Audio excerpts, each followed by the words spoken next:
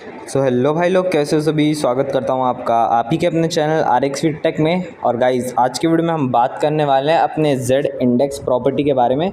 CSS की बहुत ही ज़्यादा प्रॉपर्टी इंपॉर्टेंट है ये वाली, क्योंकि ये स्टैकिंग के काम आती है। मतलब कौन सा एलिमेंट नीचे रहेगा, कौन सा एलिमेंट उसके ऊपर रहेगा, कौन सा उसके ऊपर रहेगा या कौन सा सबसे नीचे रहेगा, हम ये सब डिसाइड कर सकते हैं जी इंडेक्स से। ठीक है, तो जी इंडेक्स समझने से पहले हम लोग यहाँ पर अपनी एक फ़ाइल बना लेते हैं और उसको लाइव प्रीव्यू में, लाइव सर्वर में, जिसमें भी आपने डाउनलोड किया हो उसे ओपन कर लेते हैं। ठीक है, बहुत ही सिंपल सा टास्क है।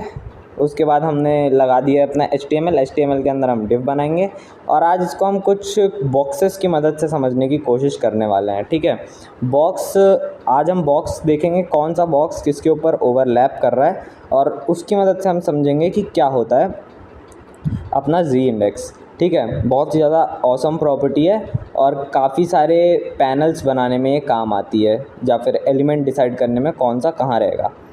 तो आप लोग भी सीख लो ये प्रॉपर्टी। और अगर आप लोग को ये पसंद आता है तो मेरी वीडियो को लाइक और चैनल को सब्सक्राइब करना बिल्कुल मत भूलना।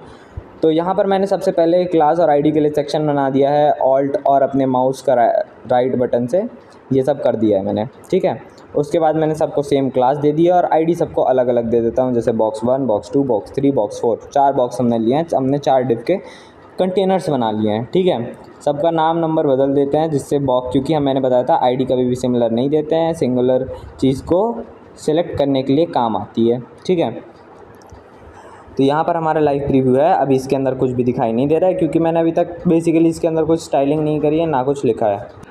तो हमें ऐसे कुछ इसमें एकदम हार्ड स्टाइलिंग नहीं करनी है, सिंपल सा हमें बॉक्स का कुछ बैकग्राउंड कलर देना है, उनको हाइट वेट देनी है, जिससे बस हमारे समझने लायक चीज़ें आसान हो जाएं।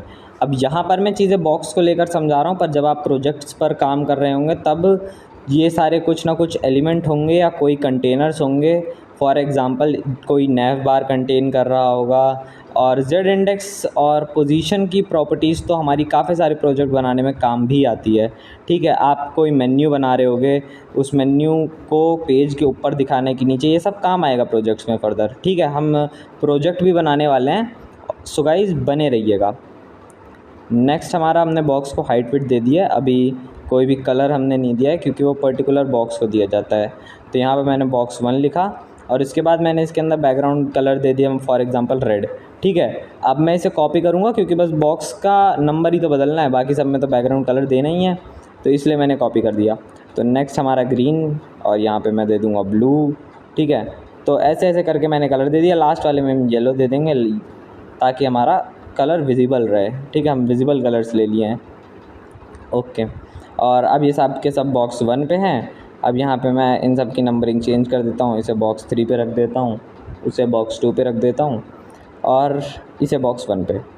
तो अब अगर हम पेज खोलेंगे तो हमें यहाँ पर 4 डिब्बे दिखाई दे रहे होंगे, पर ये 4 डिब्बे थोड़े डिस्टिंक्ट अलग पता नहीं लग रहे। ऐसा लग रहा है जैसे किसी ने एक स्टेप खींच दिया। तो मैं इन सबको थोड़ा बॉर्डर भी देना पसंद करूँगा, तो यहाँ पर मैं बॉर्डर दे दूँगा 2 pixel solid black.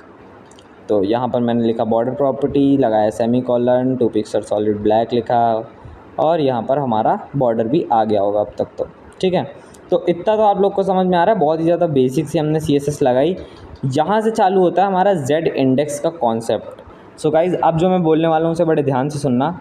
Z index एक ऐसी प्रॉपर्टी है जो किसी भी एलिमेंट को वो ऊपर रहेगा या नीचे, ये डिसाइड करती है अगर मतलब सिर्फ ये सिचुएशन हो तभी, जब उसकी पोजीशन रिलेटिव, एब्सोल्यूट, स्टिकी या फिक्स्ड हो। ठीक है, और जेड इंडेक्स बताने से पहले मैं आपको डिस्प्ले के बारे में कुछ बता देता हूँ। 2 तरीके की प्रॉपर्टी होती है, एक होती है अपनी डिस्प्ले नन और एक होती है विजिबिलिटी हिडन। इन दोनों के बारे में मैंने डिटेल में पिछली वीडियोज़ में बात किया। अगर आपने नहीं देखी तो मैं आई बटन में जाके वो वीडियोज़ का भी लिंक दे दूँगा।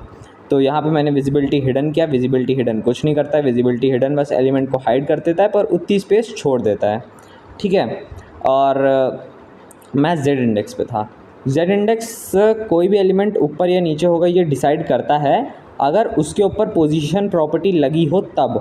कई बंदे जैसे अपने प्रोजेक्ट्स में जेड इंडेक्स तो लिख देते हैं, पर बोलते हैं कि काम नहीं कर रहा है। काम इसीलिए नहीं करता है क्योंकि वो पोजीशन नहीं देना भूल जाते हैं।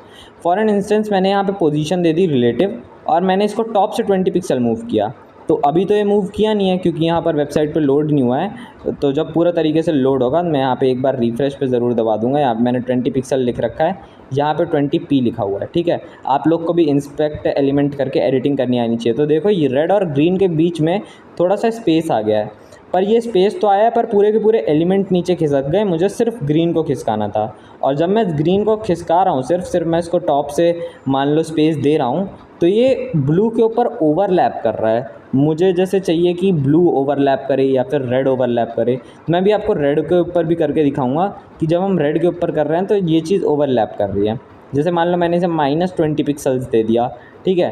-20 देने के बाद मैं इसको कम ज़्यादा करके दिखाता हूँ आपको, ठीक है। देखो अगर जैसे ही मैं माइनस की तरफ आगे बढ़ूँगा, मतलब जैसे -100 पे जाऊँगा, तो ये रेड को ओवरलैप कर रहा है। तो यहाँ पे ग्रीन हमारे लिए थोड़ी दिक्कत दे रहा है। मुझे चाहिए कि रेड ओवरलैप करे या फिर मुझे ग्रीन को छोटा करना है, कोई भी रीज़न हो सकता है मेरा। तो यहाँ पर मैं प्रॉपर्टी यूज़ करूँगा। अब जैसे मैंने पोजीशन रिलेटिव कर दिया, मैंने बोला तो नहीं था जेड इंडेक्स सिर्फ तभी काम करेगा जब हमारी पोजीशन प्रॉपर्टी लगी होगी। तो मैं इसको लिख देता हूँ इंग्लिश में और इसको कमेंट भी कर देता हूँ, Z index property will only apply if the position of the element, ठीक है। पोजीशन प्रॉपर्टी जो है वो या तो स्टैटिक हो, स्टैटिक तो बाय डिफ़ॉल्ट होती है तो हम स्टैटिक नहीं लेने वाले हैं, ठीक है। रिलेटिव हो, एब्सोल्यूट हो, तो स्टैटिक काट देते हैं। रिलेटिव हो, एब्सोल्यूट हो, फिक्स्ड हो या फिर स्टिकी हो, इन चारों में से कोई प्रॉपर्टी लगी होगी तभी हमारा जेड इंडेक्स काम करेगा। जेड इंडेक्स अब काम कैसे करता है इसके ऊपर बात करते हैं। जेड इंडेक्स का बस सिंपल सा एक रूल है। अगर आपने जेड इंडेक्स के अंदर कोई भी वैल्यू डाली, मान लो 1 2 3 4 कुछ भी डाला, तो जो सबसे बड़ी वैल्यू होगी वो सबसे टॉप पर दिखाई जाएगी। यहाँ पर मैं बॉक्स 2 मतलब ग्रीन बॉक्स के ऊपर अगर जेड इंडेक्स 1 डालता हूँ और जो मेरा बॉक्स 1 है जो हमारा रेड है उसके ऊपर मैं जेड इंडेक्स डालता हूँ, जैसे जेड इंडेक्स मैंने 0 डाल दिया या फिर जेड इंडेक्स 2 डाल दिया, ठीक है। 2 डालूंगा तो ये सबसे पहले पोजीशन प्रॉपर्टी देना ज़रूरी है क्योंकि मैंने बताया था पोजीशन प्रॉपर्टी के बिना काम नहीं करेगा। जेड इंडेक्स 2 डाल दिया, ठीक है। अब रेड ओवरलैप करेगा। अब जैसे मैंने पिछली बार बताया था ग्रीन ओवरलैप कर रहा था, अगर मैं अब इसको करता हूँ, जैसे मान लो अब मैं इसको -50 पिक्सल करता हूँ, -50 से तो मतलब दूर हो रहा है इसलिए मैं इसको थोड़ा बढ़ा के दिखाता हूँ आपको, ठीक है। अब देखो ग्रीन जो है ऐसा लग रहा है रेड के अंडर जा रहा है, ठीक है, क्योंकि रेड का हमारा जेड इंडेक्स 2 है और अपना ग्रीन का जेड इंडेक्स 1 है, ठीक। बहुत सिंपल प्रॉपर्टी है, होप आप लोगों को समझ में आ रही हो। सिमिलर चीज़ मैं ब्लू के साथ करने वाला हूँ। ब्लू को भी मतलब मैं जैसे ज़्यादा जेड इंडेक्स दे के दिखाऊँगा। ज़्यादा जेड इंडेक्स का मतलब है कि वो चीज़ सबसे ऊपर रहेगी चाहे फिर वो एलिमेंट को कैसा भी हो, ठीक है। बॉक्स 3 को मैं जेड इंडेक्स देता हूँ, जहाँ पे मैंने जेड इंडेक्स इसे 3 दे दिया है। पर देखो यहाँ पर मैंने कर दी एक गलती, जेड इंडेक्स 3 तो लिखा पर मैंने इसके ऊपर पोजीशन प्रॉपर्टी नहीं लगाई। तो अब मैं चाहे कुछ भी कर लूँ ग्रीन वाला एलिमेंट हमेशा ओवरलैप करेगा, चाहे मैं कितना भी रिलोड कर लूँ, मैं इसको किसी भी तरीके से नीचे ले आऊँ, ठीक है। तो मेन दिक्कत यही है कि जब तक पोजीशन प्रॉपर्टी नहीं लगी होती है जेड इंडेक्स काम नहीं करता। मैंने इसे टॉप से 150 पिक्सल दिया तो आप देख सकते हैं कि ये ब्लू के ऊपर ओवरलैप हो गया, पर वो नहीं हुआ। ब्लू के अंडर आना चाहिए था ये।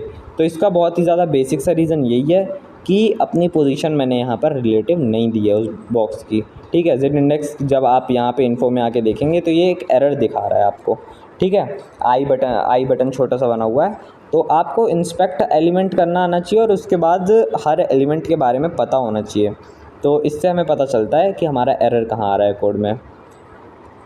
तो हो सकता है गाइज़ आप लोग को समझ में आ गया है। अगर मेरी वीडियो समझ में आ रही है तो मेरी वीडियो को लाइक और चैनल को सब्सक्राइब ना बिल्कुल मत भूलना। So guys meet you in next video और भी ज़्यादा CSS की मस्त प्रॉपर्टी साथ, तब तक ले गुड बाय।